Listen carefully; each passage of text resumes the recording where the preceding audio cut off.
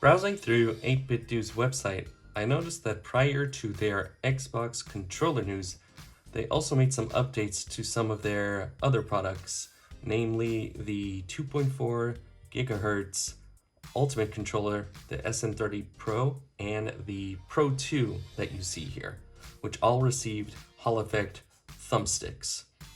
I didn't see much coverage around YouTube or other news outlets, so I decided to give it a go and give you a bit of a rundown on the changes to the Hall Effect Pro 2 versus the old, and see if you should go out and buy it over the old one.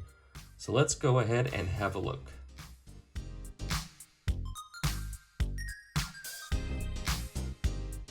Now, you can check out the unboxing in the video description to see the most obvious cosmetic differences, but all in all, it has the same form factor and features.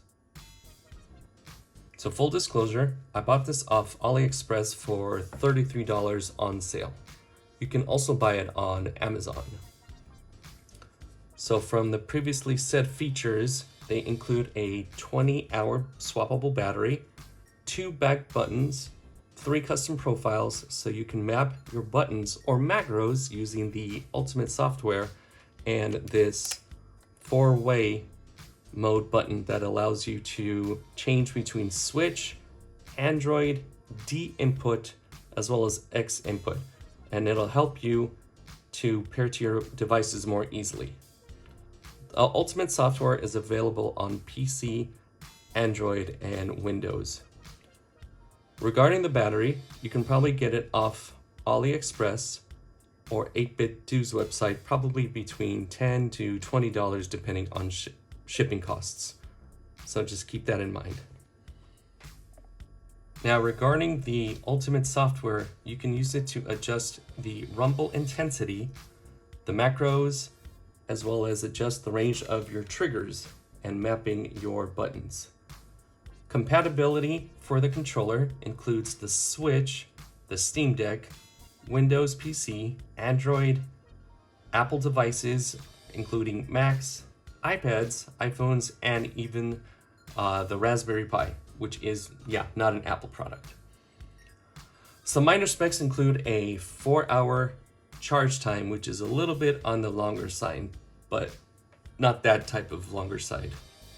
Anyways, also a weight of 228 grams. The Bluetooth is 4.0 and it uses a 1000 milliamp per hour lithium ion battery, which you can charge with a USB-C controller. It also carries a 1-year warranty. All right, now we'll start with some gameplay on Darkstalkers.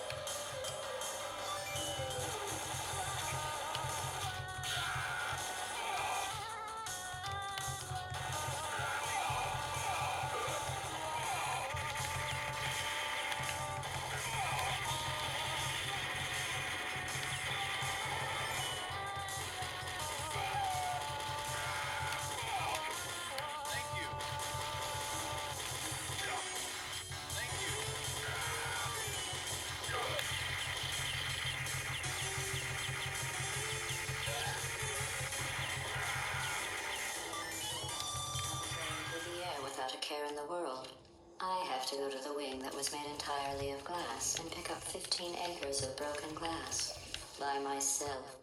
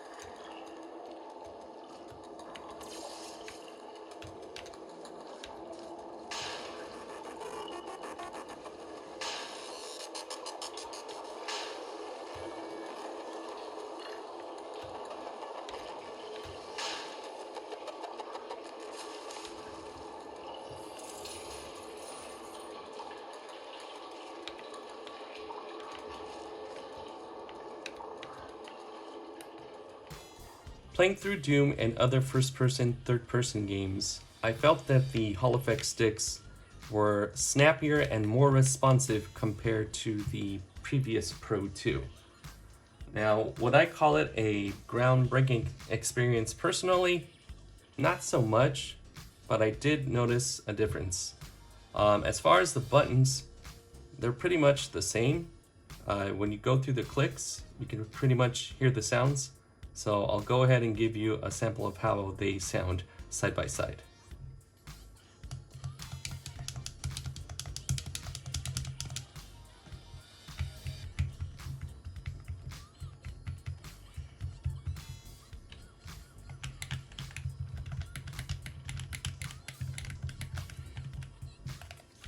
Back buttons.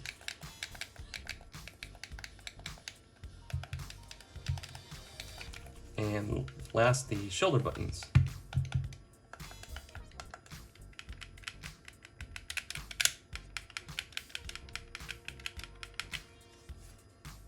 So like I said, overall, aside from the Hall effect sticks, nothing too different. If you hear the sticks, there might be a bit of a difference.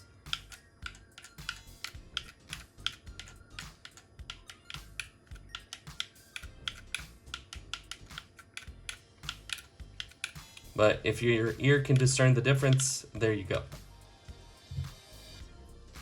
Now, personally, I find that the buttons haven't changed.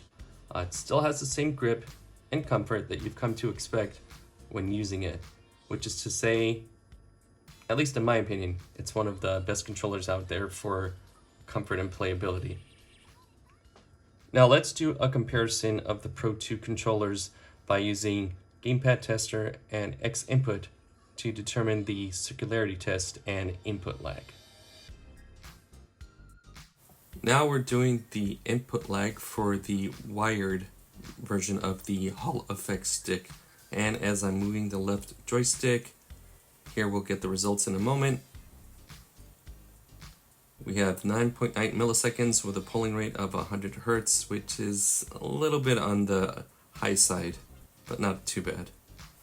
Alright, now we're doing the input lag for the wireless connection of the Hall effect stick, and as I'm moving the stick, the results turn out to be about 15 milliseconds with a polling rate of 66 Hertz, which is on the slow side. Wired is definitely better than wireless. Alright, now we're doing the wired input lag for the original Pro 2. And as you see me moving the left stick, just a moment till we get the results, which turns out to be 9.73 milliseconds with 102.8 Hertz, which is just a little faster than the Hall effect in wired mode. Now we're doing the input lag for the wireless original Pro 2, and now moving the left stick once again, and the results show in a moment 10.82 milliseconds with a polling rate of 92.3 Hertz. This is actually 5 milliseconds quicker than the Hall effect wireless. Wow.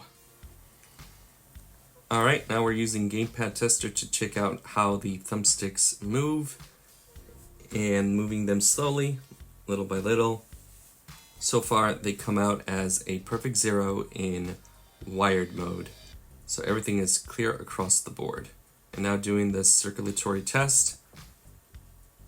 On the right, you get about 7.4, 7.6 on the left, which is really good for Hall effect sticks. Something we're accustomed to. Alright, now we're checking out the Hall effect in wireless mode using Gamepad Tester. And we're looking at how the thumbsticks are reacting. On the axis 2 and 3 on the right thumbstick, it's not appearing so consistent. Left side is okay. So now we'll go ahead and do the circularity test. Moving them slowly.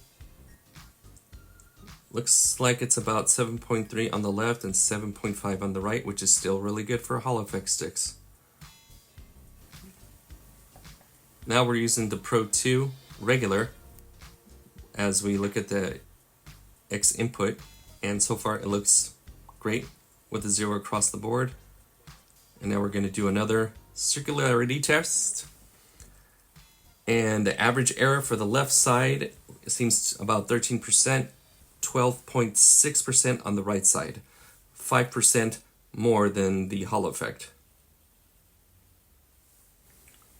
Now we're doing Gamepad Tester for one last time using the original Pro 2 in wireless mode. And as you can see, the thumbsticks are going back to their central dead zone spot. So now we're going to do the circularity test one last time. And as it was in wireless mode, this is about 5 to 6% more, 13.3%, 13.2%. Wireless mode is definitely much better.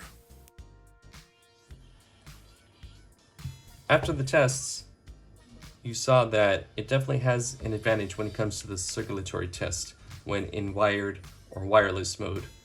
But things turn a bit unexpectedly when you see that the standard Pro 2 has an advantage in the input lag in wireless mode. Now, I can't declare a winner. These controllers are perhaps not suited for tournament play, but both are excellent controllers, with the differences being minute at best. However, Hall effect sticks are supposed to reduce the likelihood of stick drift. Therefore, if you're worried about that, definitely get the Hall effect version. Just remember, when they say that it's anti-drift, that's not true. It's just going to more than likely reduce the possibility of anti-stick drift. Both controllers get a strong recommend from me because of how well they play on their respective platforms. I mean, it's a lot of platforms when you really think about it. And they're not heavy. At 228 grams, it's just right. Coupled with the fact that you can swap batteries on these controllers and that they can last you a really long time. I've never heard a lot of complaints about 8BitDo's products. I hope this video helped you come to a purchase decision. Whichever route you go, there's nothing wrong with either one. Only difference is, if you're worried about stick drift, these are probably the way to go. So if you found this video helpful, hit that subscribe button. It'll really help the channel out. And make any comments, like, and as always, thanks for watching. Till next time, take care.